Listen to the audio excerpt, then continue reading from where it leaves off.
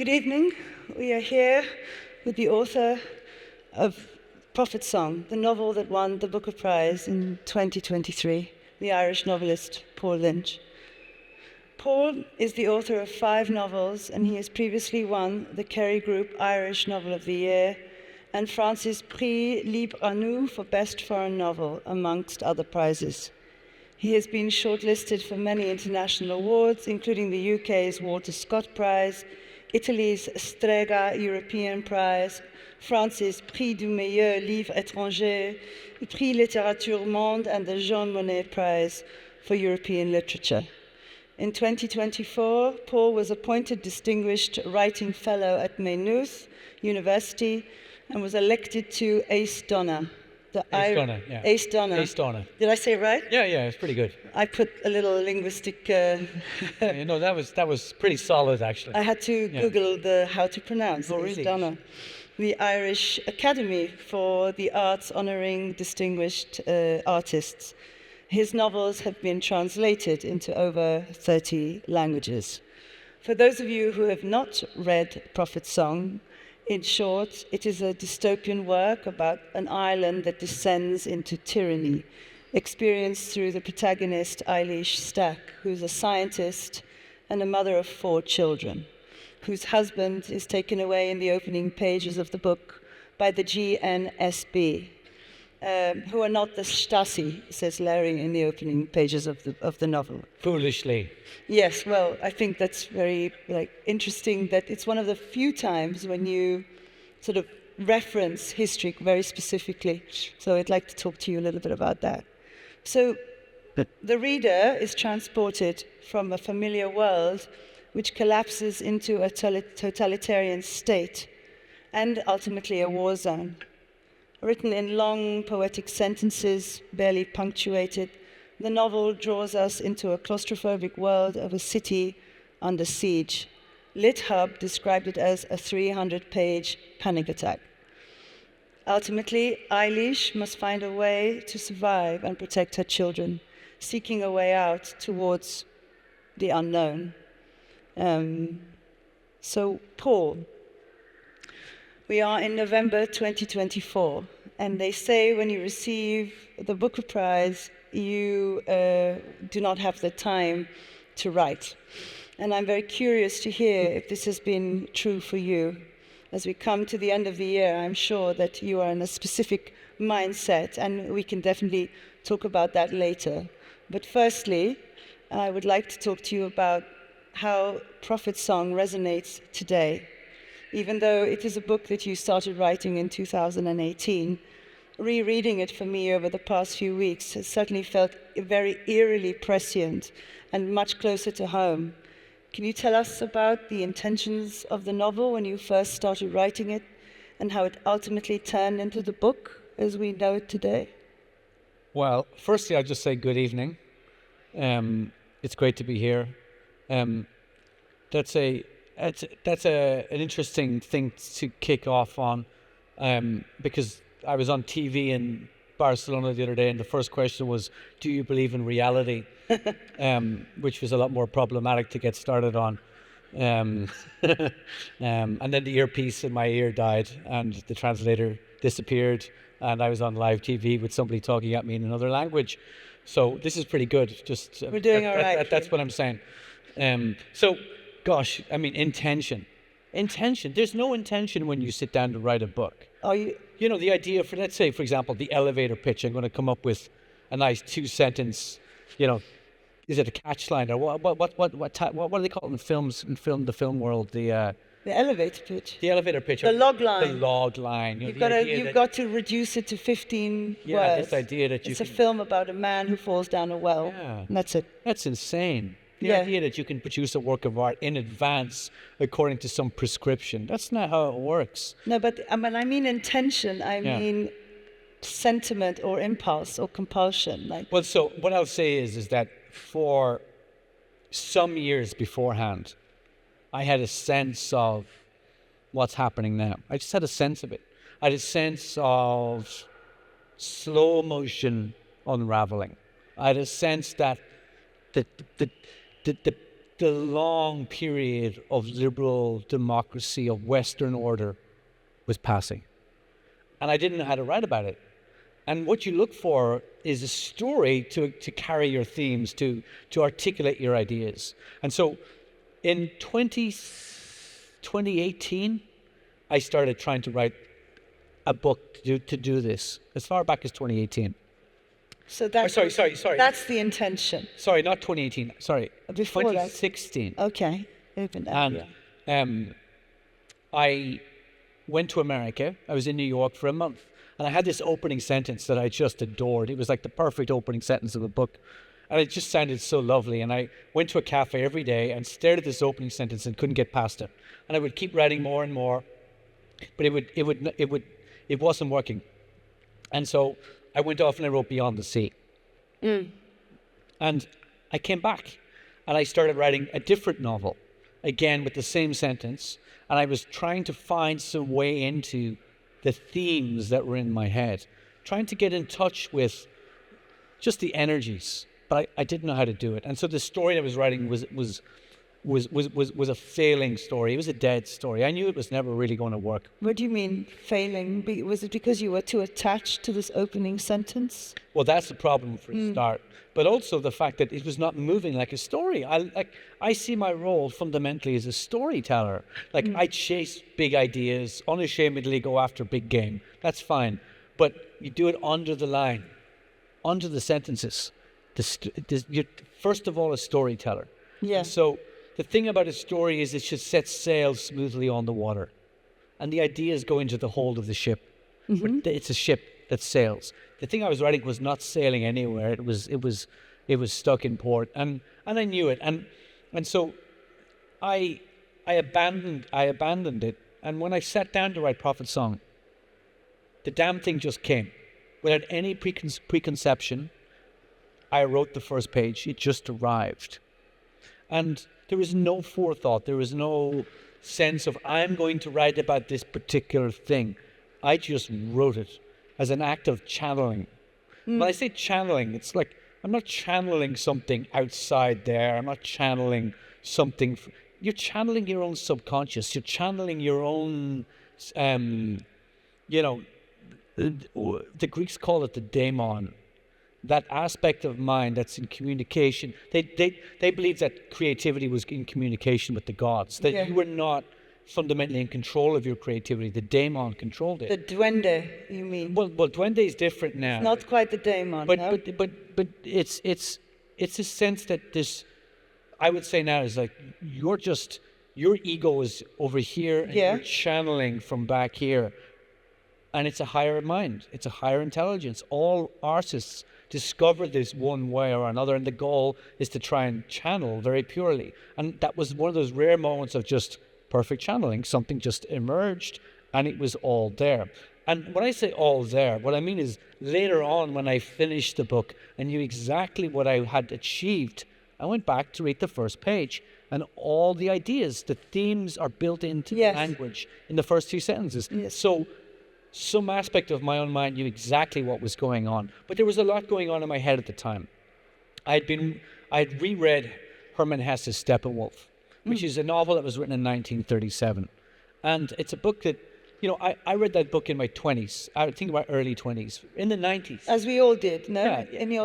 It's a formative novel. And people think Hesse is a writer you only read when you're young, and that's a big mistake. He's an important writer. So you should come back to him and go back read to him Hesse. again. All right. I think if we all went back to Hesse, Duly there'd be a noted. lot less Trump and there'd be a lot more intelligence in the world. But anyhow, I went back to Hesse. But what I realized was when I'd read him, there was one passage that it really stuck in my mind, was when Hesse was looking out at Germany of 27, and he was talking about how the newspapers were inciting hatred. They were just drumming up war, drumming up chaos, drumming up division. The anti-Semitism was everywhere.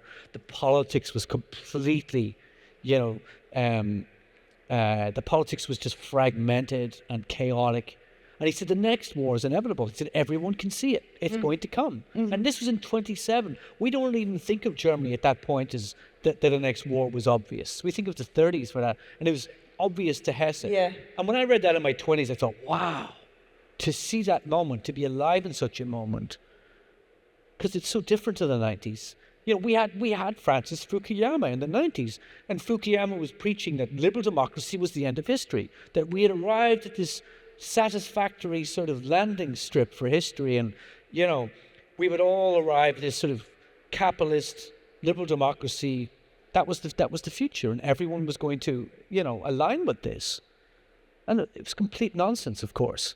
But when I read Steppenwolf in 2018, probably about maybe 6-8 months before I started writing the book, I read that page again, and then I knew we were in that moment. Right. And that was fundamental. That was like, I think, one of the first conscious realizations that we were fundamentally now in a different time, even though I could see that people could not see it. Let's talk about time. Yeah. Let's talk about how the timeliness of your novel is both somehow out of joint, it's out of time, and also very timely. When I was reading it, one of the things that I was trying to put my finger on was where or when this novel was set. And you purposely don't set it at a particular time. But yet it's a very contemporary novel. And so I tried to think about what was it about the book that made it, you know, sort of its time. And I think one of them is the stylistic way in which you address time. You talk about time in the book as well. You refer to it in various different ways, but it's also very much a sense of urgency, and the way in which you've written it is very much like has a kind of filmic quality, right? This idea of this kind of very urgent need to sort of get this thing off your chest. You call it channeling, but it feels like it's like a message from you know, like to the now, from the past.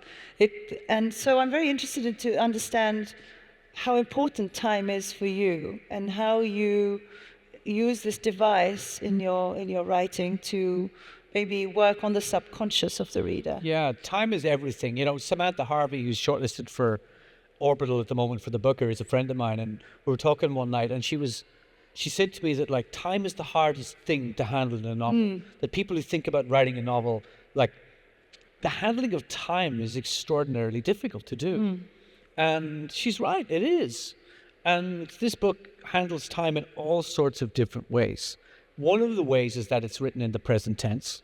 Yes. And so I write in a way that I'm trying to counteract the traditional form of novel writing. We have to think back to Flaubert and Flaubert's realism, and that objective realism that you get in the 19th century novel, that was particular modern style that was born of Flaubert.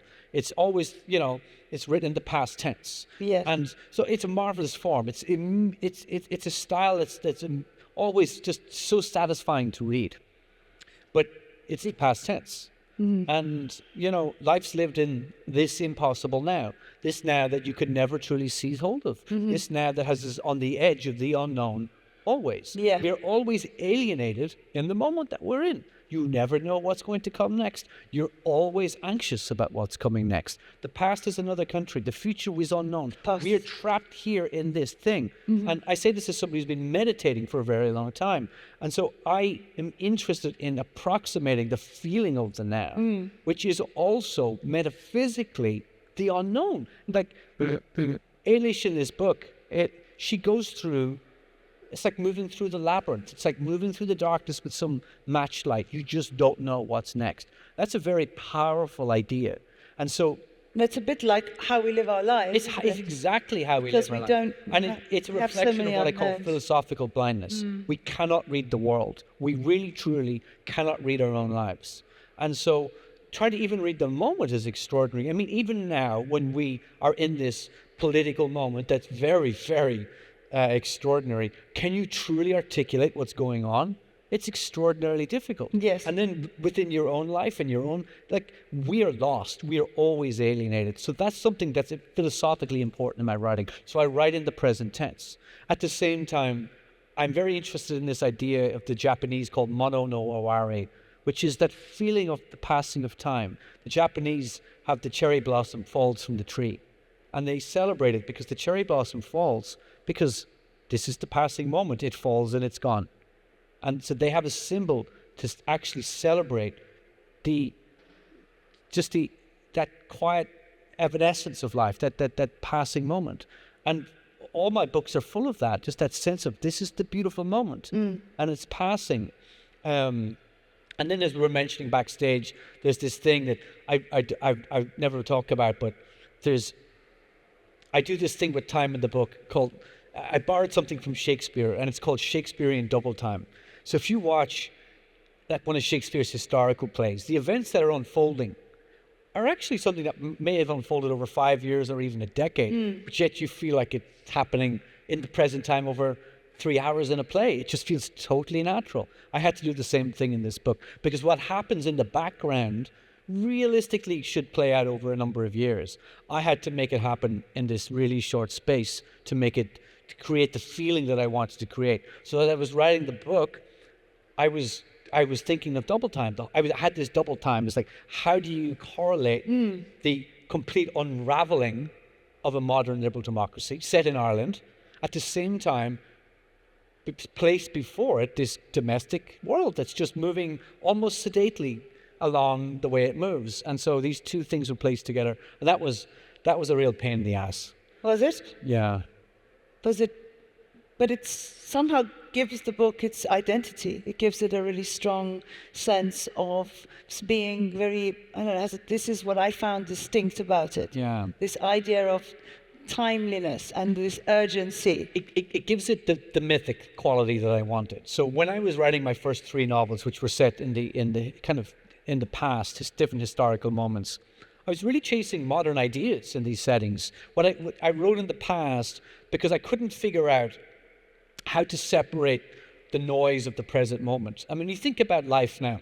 Why were you trying to separate it? Well, in order for your characters to... Well, because I'm chasing ideas of human truth, eternal human truth. What makes us human beings always? What are the things that define us always? When you read Sophocles, it's absolutely of importance now. Nothing has changed. Human nature doesn't change. This idea that we're completely different in 2,000 years, this laughable idea. Clap yourself on if you think that. Nothing new under the sun. There's nothing new under the sun. It's written at the start of this book. And so, where was I going with this? My gosh, I forgot. Get distracted. There's so much going on here. We're talking about, you said it was a pain in the ass, and I asked you... So I was setting my books in the past, in a historical moment, because I was trying to figure out a way to separate all the noise of the present out and to create these stories that could articulate human truths. And then I started to figure out how to take that mythic quality and move it into the present time and still retain the signal and keep out the noise. And so that's part of how this book came to be. Okay, and it makes sense now that you tell me that, because it feels like a book that could only have been written at this time, even though it purports to be. I couldn't have written this book at any earlier point in my career. Like, I needed to write the 4 novels preceding this to be able to write this book. In the way that you've done it. Yeah. You're always learning from each book, and each book teaches you a new thing.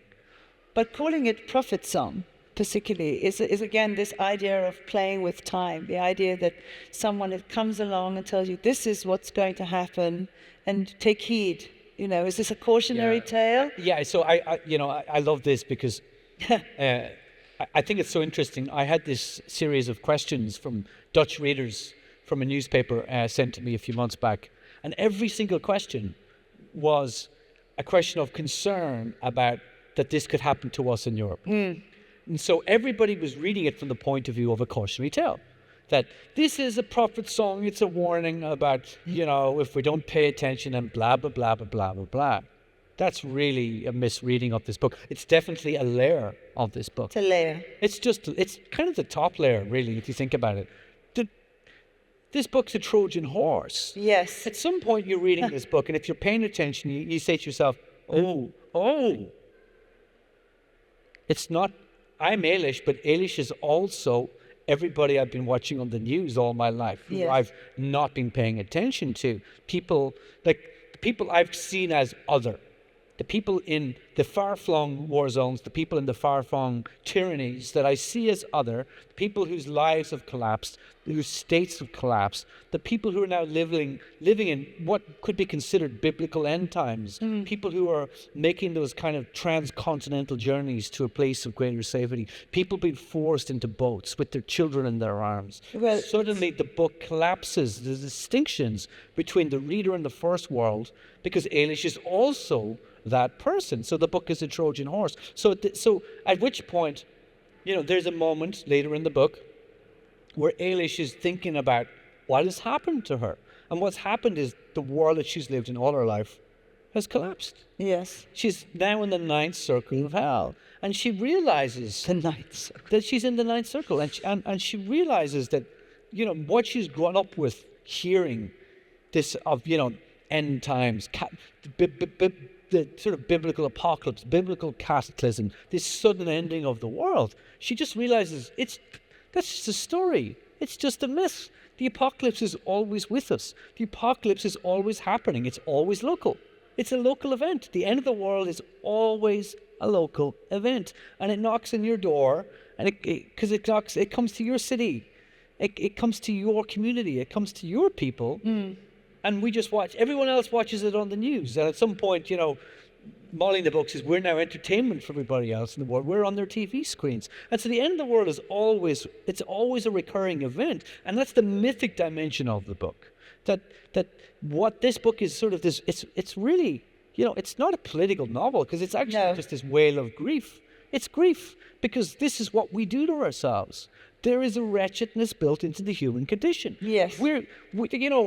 We are a human animal. We're an animal that dreams our reality. We dream our beliefs. And out of our beliefs, we create we create mayhem and massacre and all sorts of madness. And so this is what the book is really about. It's about this sort of just the endlessness of what was recurring. And since this book was finished, you watch Mariupol being completely flattened to dust. You watch Gaza being flattened to dust. And nothing changes. There's no new thing under the sun. But it's interesting for us, perhaps living in the Mediterranean, as a reader of your book, where we live cheek by jowl with migration, people on the move, and the crisis of the Mediterranean, and the way we other them. And there's a flip side to that, which is that you get a sense of security, that you are not experiencing that. And then you experience fear and uncertainty. And we know what happens there. Politicians and people tap into that fear. And so it's very rare that you get to sit down and really think about what it means to be on the move, what it means to leave everything that's familiar to you. And I think perhaps what really works for me is when you read and there's a line in the book where it says, history has been written by the silent... History is a silent record of those who did not know when to leave. Yeah. And I think that this tells you something about what it takes to get up and leave your home and everything that you know and set off on an unknown journey because you have no choice. In many ways, this is a book about Exodus. And the thing about Exodus is that we're faced with that every day on the news. You grow up with it. You watch it on the telly every day of your life. You're seeing these images. You're seeing what I call the spectacle. And the thing about the spectacle is you just get used to it. The spectacle. It's coming at you. We now live in an image-driven society that a society driven by the power of the word has receded. We are now in an image-dominant society. And the thing about that is that you start to switch off to what you see. And you watch the news, and you see things that sympathetically, you don't like seeing it, but do you really connect with it? No, you don't. You can't. You can't. Now, in some respects, the reason you can't connect with it is because we don't have the wiring through evolution to do that. I once read a Buddhist teacher talking about compassion, and he had this really brilliant insight, which along these lines is that actually we're not wired for global compassion. You go completely nuts. No. And so, we're domestic, social, small community creatures. And yet we're seeing this thing every day. So we shut down against it. But at the same time, we live in a connected world and we have responsibilities as people who would like to call ourselves humanitarians. There's some responsibility there, and we need to think about what that may be. But we shut down what we're seeing, and what we're shutting down, we're reducing the people to objects. We're just seeing objects. We're not seeing and statistics. People. And so the thing about fiction gets you into spaces that no other art form can do. Fiction can get you into the objective, but also the subjective, the exterior and the interior. It can get you into the known, but also the unknown moments in life. It can get you into the complexity. So you talk about the Mediterranean. You talk about people getting on those boats. We watch the people on the boats, and a lot of storytellers will take that as a starting point. Yes. But what about the clockwork, the almost infinite complexity of clockwork that led to that? Exactly. We can't very often work our way into that position. No. Because it requires a lot of thought. Nietzsche has this line that I love. He says that pity requires a great amount of imagination. We just don't have the bandwidth available on a 6 o'clock to really think your way into it.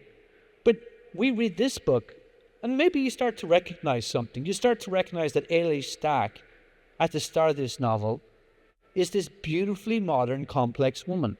She is both completely modern in the sense of she is a product of the world that we've all grown up in. She is an executive in a pharmaceutical company, but she's also a mother of 3 teenagers and a child. She's happily married to Larry. She's looking after her father, Simon, who's sliding into dementia. She's holding a lot of space. She is. She's complex. At the same time as her world unravels, she is Greek. She is ancient. She is fighting unseen cosmic forces. There's this scale to what she's addressing. So she's like, to me, she's a Greek character, but she's also really modern. But the complexity is important here because she's made up of all of these layers. You come from a place, your feet are rooted in the ground. You come from your family. Your identity is your marriage. Your identity is your work. Your identity is your children. But when you strip all those identities away, one after another, after you unplug them all, what's left? Not a person, but a thing. That's when you're dehumanized. That's when you'll take the boat. Yeah, because she's almost superhuman at the beginning, and then you strip. She's got all these. She's able to juggle 4 children and a job, and I mean, you could argue that that's. Isn't that how life is? You can argue that many of us have to. That's how life is. That's the structure we're all in. This crazy, crazy structure. But then she becomes a sort of Greek character, just like as you say, because she's got to deal with face. Shall I do a little reading? Let's do a reading. Yeah. I'm going to read to you from the opening. I'm going to have a sip of water. You have a little break. Oh, I see you have a note here. I like that. Sure, do not resist, accept. Interesting. What did I write? I always write notes. The night has come, and she has not heard the knocking, standing at the window looking out onto the garden. How the dark gathers without sound the cherry trees. It gathers the last of the leaves, and the leaves do not resist the dark, but accept the dark and whisper. Tired now, the day almost behind her, all that still has to be done before bed, and the children settled in the living room. This feeling of rest for a moment by the glass, watching the darkening garden, and the wish to be at one with this darkness, to step outside and lie down with it, to lie with the fallen leaves and let the night pass over, to wake then with the dawn and rise renewed with the morning come. But the knocking. She hears it pass into thought, this sharp, insistent rapping, each knock possessed so fully of the knocker, she begins to frown. Then Bailey, too, is knocking on the glass door to the kitchen. He calls out to her, "Ma'am," pointing to the hallway without lifting his eyes from the screen. Eilish finds her body moving towards the hall, with the baby in her arms. She opens the front door, and 2 men are standing before the porch glass, almost faceless in the dark. She turns on the porch light, and the men are known in an instant from how they stood. The night cold air suspiring, it seems, as she slides open the patio door. The suburban quiet, the rain falling almost unspoken onto St. Lawrence Street, upon the black car parked in front of the house. How the men seem to carry the feeling of the night. She watches them from within her own protective feeling. The young man on the left is asking if her husband is home, and there is something in the way he looks at her. The remote yet scrutinizing eyes that make it seem as though he is trying to seize hold of something within her. In a blink, she has sought up and down the street, seeing a lone walker with a dog under an umbrella, the willows nodding to the rain, the strobings of a large TV screen in the Zajic's house across the street. She checks herself then, almost laughing, this universal reflex of guilt when the police call to your door. Ben begins to squirm in her arms, and the older plainclothesman to her right is watching the child. His face seems to soften, and so she addresses herself to him. She knows he too is a father. Such things are always known. That other fellow is much too young, too neat and hard-boned. She begins to speak, aware of a sudden falter in her voice. He'll be home soon, in an hour or so. Would you like me to give him a ring? No, that will not be necessary, Mrs. Stack. When he comes home, could you tell him to call us at his earliest convenience? This is my card. Please, call me Eilish. Is it something I can help you with? No, I'm afraid not, Mrs. Stack. This is a matter for your husband. The older plainclothes man is smiling fully at the child, and she watches for a moment the wrinkles about the mouth. It is a face put out by solemnity, the wrong face for the job. There's nothing to worry about, Mrs. Stack.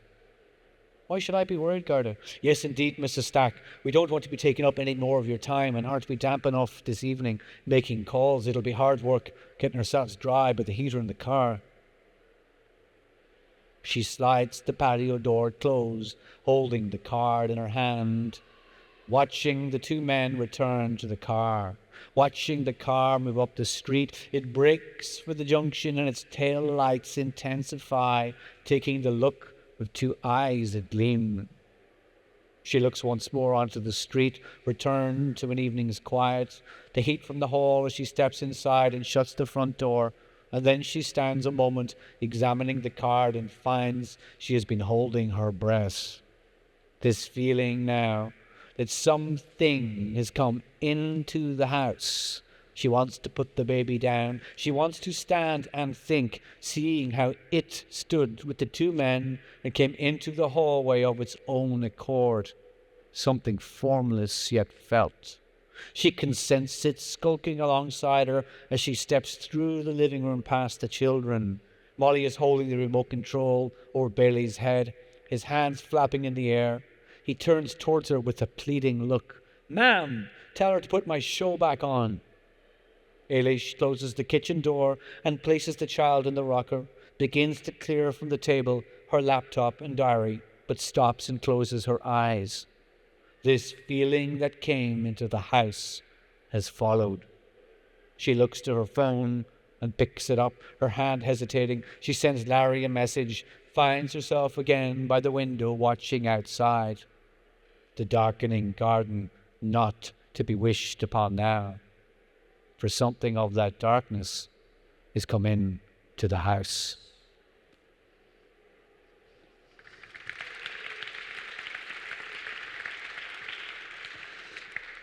I love the idea that throughout the book there's this almost tangible sense of darkness, this awareness of this presence, if you like, that has a shape and a sound, and that enters the characters through their mouth, and is kind of like something somehow mystical about that, connected to the breath, and how it's always there, this menacing, all-pervasive darkness, and throughout the book, there's a feeling that thing grows. That thing grows and it devours the family. That thing that enters becomes the thing that destroys and it's them. not pinpointing or attaching itself to anyone's face or name. Yeah.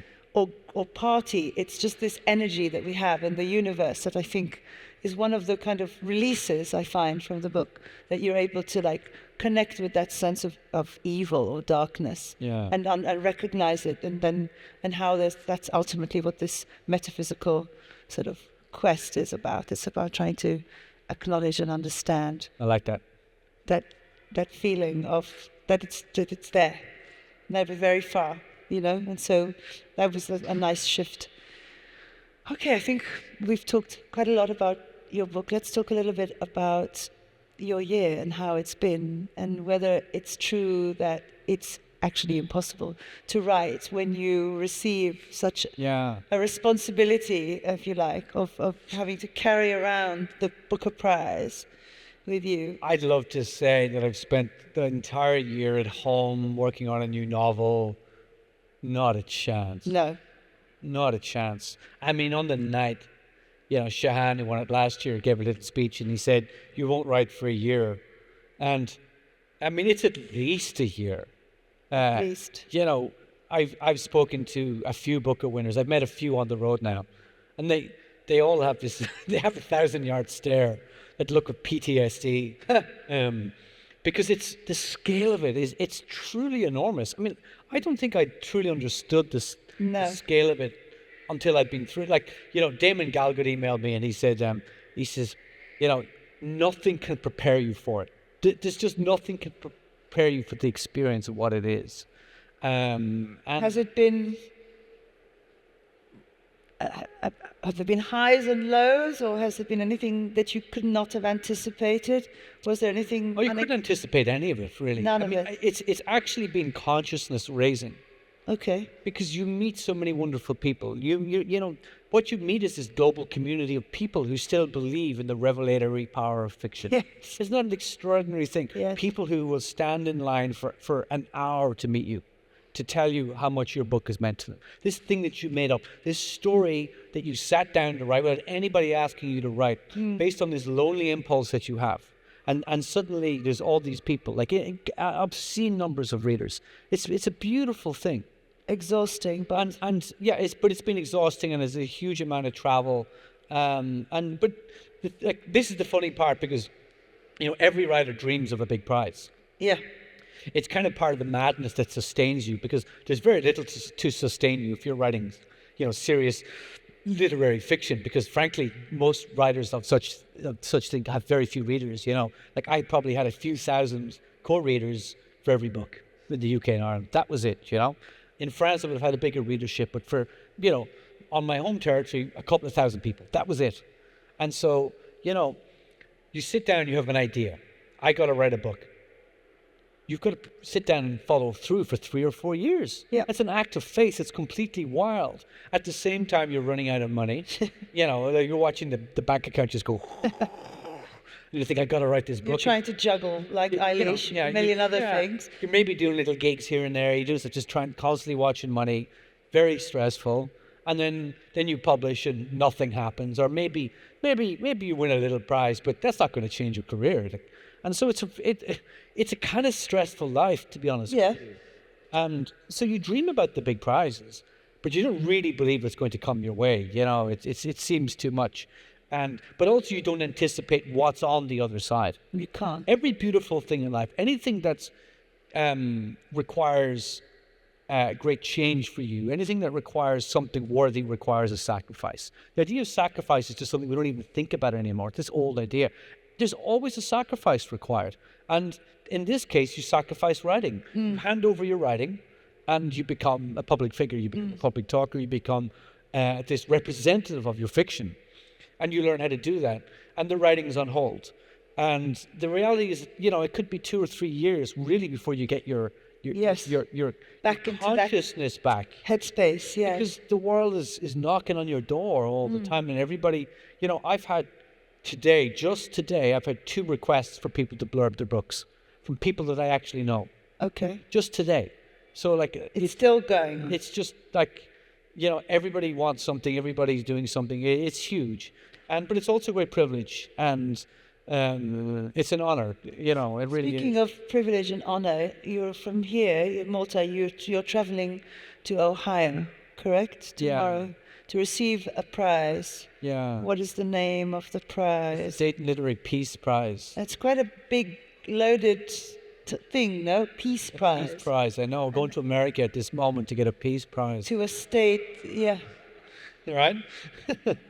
And Jimmy Carter's also. Jimmy being Carter's getting one awarded. as well. Yeah. But you said he earned it. I didn't earn it. Yeah, right? he's 100 years old. I really didn't earn it. And still alive. So I just wrote a book. There you are, rolling into America. You know, it's funny. It's like it's the almost end- as if, yeah, obviously there is moral power in fiction, but you don't sit down with the attitude of creating a book of moral power. You don't sit down and say, I'm going to message the reader. It's a really problematic thing to do. Once you start messaging, it really does cease to be art, you know, because you're going after, you know what the answer is. Yes. You're telling the reader, this is the answer, this is the solution, this is what we're going for. And so what you're dealing with is grievance. You know, and this is why I always say I'm not a political novelist. Yes. Because we talk about metaphysics and grief. Grief is the opposite of grievance. Grief is what cannot be fixed.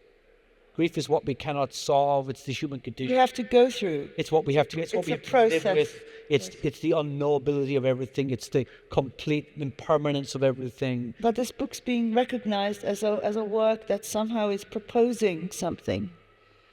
Maybe it's not intentional. Yeah. The fact that you're going to Ohio to receive this prize about a work of fiction that maybe not overtly proposing, but somehow summoning up. Well, you know, I often think that, you know, when I was talking about Nietzsche saying, you know, Compassion. pity requires a lot of imagination. Everything requires a lot of imagination. Yeah. I think 2 steps ahead in your own life requires something enormous. And to anticipate what this might look like as a fallen world is very hard to do. You know, the steps required, the tiny little steps. You know, we're now at a time where, you know, America's just elected a president who speaks like a fascist leader. That's just happened. Yes. And we couldn't really have anticipated that. You know, like you could have thought this is not going to happen. All these little steps, these little things, these little connectivities. That leads to this. And so this is what fiction can do. Fiction can simulate, Yes. you know, further ahead. It joins the dots for us and we can work our way back. Like, you know, am I saying this is going to happen? No. Not necessarily. course That's not the idea of it. But I'm simulating what the loss of this that we've created, which is civilization, what it will look like if it comes undone. You know, the bonds that hold us together are very fragile. And so you can work backwards from there if you like. You can join the dots backwards from the start of this book into the moment we're in now. Maybe, you know, maybe it will happen. Maybe it's America. Maybe America's a prologue. I don't know. I'm not a prophet. But but there's something that's being recognized here. I think when I read it, it's this idea of being aware of how fragile everything is and how we should not take what we have for granted. In a way, it's not a proposal for peace. It's a statement, Yeah, isn't I mean, it? this thing about taking things for granted is so important. We're conditioned by our conditioning. Everything that surrounds us, top and bottom and sideways, conditions us to think this is how it shall always be. What a really dangerous idea. What a fallacy. You know, even just the idea that, you know, the last, you know, 80 years of relative peace that we've had, that's how, in the West, that shall continue. What a wild idea. We don't realize how privileged we've been, right? Maybe the last 80 years is the aberration in history. Maybe that's how... Aberration of history. You know, and so we live in denial always. When you watch the news and you see a leader or, you know, somebody running for power in a Western country that is promoting something that seems absolutely cartoonish, that seems like an episode from The Simpsons. And you say to yourself, that will not be allowed to happen. There's no way common sense will prevail. That's a fallacy. That's a dangerous thought because, as we've noticed, things do happen. You know, and so I'm not saying we're living in The Simpsons because reality is far stranger, unfortunately. It's much more ludicrous. But the denial is a really important thing. And Eilish in this book lives through denial. She's constantly moving through moment after moment where she just thinks, well, this won't be allowed to happen. Common sense will prevail. They won't allow this to happen. They're watching this. The rest of the world is watching. They'll step in. They will, there will be peace talks. They will stop. And then, at one point she's sitting under the stairs under an aerial bombardment with her infant child in her arms, thinking about how her terror and anxiety in her body is being absorbed by this child. Yes. This child that is completely connected in the way that an infant is. The mother regulates the child. The cortisol of the child is regulated by the cortisol of the mother. So imagine a mother in that situation. What's happening to that child that's intergenerational trauma right there. You're transmitting it into the child. And the child has no idea what's happening. The child will have no idea as an adult what they've absorbed, but it's there. And immediately when you read that, you think of all those images that you see on the news of women and their children, and you think for a moment, oh my God, of course that's exactly what's happening. All of that stress and anxiety is being transmitted into we see the terror now, and we see the carnage and the deaths, and we discount. We can't. The intergenerational effects of it. In Ireland, we still carry the famine with us. Of course, we still carry it. It's there. We carry it silently. We carry it disassociatively. Dissociative. It's really interesting. People in Ireland never say, "Oh, it happened to our family," or "It came to us. It happened in our." It wasn't in our town, but it was in that town. It was over there. It happened to that family, but it didn't happen to our family. Always disassociated. Not able to talk about it. Silence. That's a transmission. And you watch the news now, and you're just going, that's a generation that's been radicalized, and that it just continues. Yeah, it's about giving voice, isn't it, to that silence or to that inability to express something that's so difficult to process, and maybe that's why denial is a part of our existence. We have to live with a certain amount of denial. Yeah. This is why Eilish is in denial, because she has to get through to the next stage to get some milk and food hope for her family. She can't really think about. Hope is the best friend of denial. Yes. It's the handmaiden of denial, and hope is the last thing to die. And hope is the flame that carries Eilish through this book, and bewilderingly at times, because it's not that the book is cynical; it's just wide open. No, it's not cynical. Eyes are wide open. It's staring at the world as realistically as I'm able to, and so it's not a book that's there to make you feel special or to console you, pat you on the back. It's not running a hot bath for you at the end and giving you a nice. You come up with breath. That's not the idea. No. It's the idea the idea of all serious fiction is fundamentally about truth. This is all we have as artists. It's like entertainment's great. It's useful. We're all exhausted. You get home. You want to watch Netflix. You want to switch your brain off. That's great. But if you want to understand what we are at a higher level of reality, we need serious fiction. We need serious film. We need serious art to hold a mirror up to what human beings are, so we can see ourselves. And this book is, when I was writing it, I thought of it as it's like a Medusa's mirror. You can stare at the Medusa through the mirror. You don't turn to stone, but you can see the Medusa. Interesting. And so that's what fiction can do for us. Perspective, yes. Thank you for sharing all of your thoughts and insights. I think maybe we should have some questions before we run out of time. I'm not keeping. I love questions, and I hate long, bewildering, winding statements. Okay. Anyone? Come on, someone. Has anyone read the book? Put your hand up. Hey, there's someone at the back. Hey, there you go. There's some hands that went up for the second question, but they can be for the first one. We can't see you very well here. Hello. Hello. First of all, congratulations for the Booker Prize. Thank you. And for us non-Irish, we see Irish history is full of struggle and hardship. And one of your books was written around the area of at a time period of the Great Famine. and another one exactly after the World War II. So all your books were written roughly in a period where there was hardship and struggle. And this book is contemporary, and Ireland contemporary is doing quite good. So was it like a natural choice that you made a dystopian version of Ireland to write this book about? Well, the setting of Ireland is kind of a ruse, really. It's not important. You write about what you know. That's always useful. It's a good starting place. But what I always seek is the universal. You know, as I said earlier, I'm seeking universal truths. I'm looking after asking questions about the human condition. What is it to be a human being?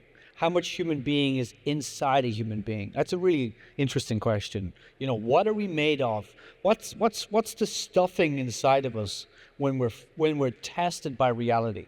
As all of us will be at some point or another. You know, like, what are we made of? How do we define ourselves? How do we arrive at a sense of dignity about what we are in this world? Because we live in a silent world. The world doesn't. The world is completely indifferent. It's completely indifferent to your individual existence. You know, you wake up every morning and you really have to just figure it out for yourself. You know, that's a huge responsibility, and we live in a world where I think that's even starker than ever. You know, I think perhaps the sense of community is something, you know, I'm not sure we'll ever get it back in the way that it used to be. And so we're all isolated. We always were anyway. We're always alienated. And if you live in a world where you have no faith, then that alienation is even vaster. How do you give yourself meaning in a silent world? Why are you getting out of bed in the morning? And so all my books are digging into these questions in different ways, but they're all about this fundamental question. And so I always think about this fundamental sort of relationship between my characters going through this moment, trying to get through something, trying to arrive at something, and they're surrounded by the fates or this grand scale of events or a mechanism that they can't read, that they can't understand. Yeah, you know, or they're in the labyrinth, and you don't know your way around the labyrinth. Just know, how do you know what's here or what's there? And that's life, you know. Thank you very much. Thank you. Anyone else? Great, no more questions. But do you think that if you weren't Irish, you would have been able to tap into a specific sensibility about civil unrest and the way that people turn on themselves and on each other, and how what we're seeing in Palestine and Israel is not dissimilar in terms of how people who are supposed to be connected and living side by side. We had a civil war in our country 100 years ago, you know. Do you think maybe somehow that's there? You talked about the potato famine being... I grew up on the border, you know, of Northern Ireland, you know, and used to take day trips in to do our shopping, because it was cheaper to do your shopping in Derry City than it was in Donegal. So, you know, I've seen that. And then, of course, there's just the rain. You know, the bloody rain. That's just going to do it for you, right? I mean, that endless rain. It makes you read more. It adds this wonderful sense of darkness and misery. You know, I'm actually, to be honest with you, I'm nourished by world literature as much as I am by Irish literature. In fact, Irish literature is possibly less important to me than the writers that have really made me. You know, the writers that truly shape my sensibility are not writers like Joyce or Beckett or whatever, though Joyce and Beckett have been very important to me. But it's more writers of the American Southern Gothic, writers like Faulkner and Cormac McCarthy, Flannery O'Connor. There's a particular unique sensibility and an attempt with language to grapple with... Yes, like Faulkner, I see. Yeah, like with the tragic worldview, this idea that life is fundamentally tragic. That's Shakespeare, Sophocles, that's the tragic worldview. It's quite Irish too. No? But it is and it isn't, you know. I mean... How important or unimportant is it for you to be an Irish writer rather than just... you know, it's not something I think about. I don't... No? Okay. I think you go nuts if you're like... You know, I'm not somebody who thinks about being Irish. Identity is not massively important. Okay. Artists tend to operate outside that box anyway. But, you know, John McGahern was once asked about that at a Franco-Irish festival, and he said that a writer's duty is to their sentences and not to their country. And I agree with that. Yes, I know. But at the same time, as somebody who's, just won the Booker Prize and had a year of actually being a representative for Ireland. Yes. I have seen that side from a different light. You recognize that I am a figurehead for that now, whether I like it or not, and I'm fine with it. You're fine with it. I'm fine with it. It's in many ways it's a beautiful thing, and so that's something that you grow into. Maybe you can't anticipate that, but when I sit down, I think it was just a writer. I'm a citizen of the world. Good, yeah, just a lowly writer. Yeah, which soon you will be again, because this whirlwind that you've been on is coming to an end. On right? Tuesday, I will hand the prize across to somebody else, and it'll be a case of take the fucking thing. Take it. And then you'll come out on the other side, emerge from the theatre. Yeah. Although, in fairness, the roadshow can go on for as long as you want it to go on. Yes. It's that big. Yeah. But I want a quieter. Do you feel ready to sit down at your desk again? Yeah, I need a quieter year. Yes, and recover from the further whirlwind. The adrenaline will wear off. The adrenaline wore off 6 months ago.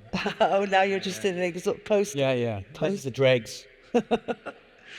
Oh, well, at least it's given you fodder that you may not even realise. Yeah, we'll see. Yeah, if there's a new book for me in the next 5 years, then yeah. If not. But, well, you're not going to tell us. I don't know. Oh, you don't know? I'm in the labyrinth. Okay. We're looking for your way out. Any more questions? Here's one. And I can't see, but there's one. Paul, from Brother Irishman. God help you. Living here in Malta. Congratulations. I mean, it's great to have somebody like yourself winning such a prize, on behalf of our country, I suppose a very short question, really, and I might see you later on, just mention of yours, but I know you're a fiction writer. What do you think of non-fiction? What do I think of non-fiction? This is the last question I'm going to answer because my poor brain's getting tired. So this is what I think. What I think of non-fiction is something that I learned from De Quincey. And he made this lovely distinction between literature of knowledge and literature of power. And literature of knowledge is non-fiction. And the problem with literature of knowledge is it's necessary. It's part of how we form our sense of objective reason. We build up a sense of our understanding of the real, which we all need to agree on. And we do that through science and through, through the study of the world and through non-fiction. This is a really important project. It's been the project of the last 500 years, but it's always updating itself. As soon as a book is published, often it's out of date already. And so the literature of knowledge is a literature that's always out of date. But literature of power is something different. Mm-hmm. When you read the Iliad, or you read the Odyssey, or you read Dante, or you read Shakespeare, you are exalted. And it has not changed. Literature of power shows you the human condition at the absolute level of what we are. And so it's timeless. It contains the greatest amount of human truth. And that's why great literature always endures and why it does not need to be updated. And it's why I believe literature of power always wins over literature of knowledge. Thank you. Thank you, Paul.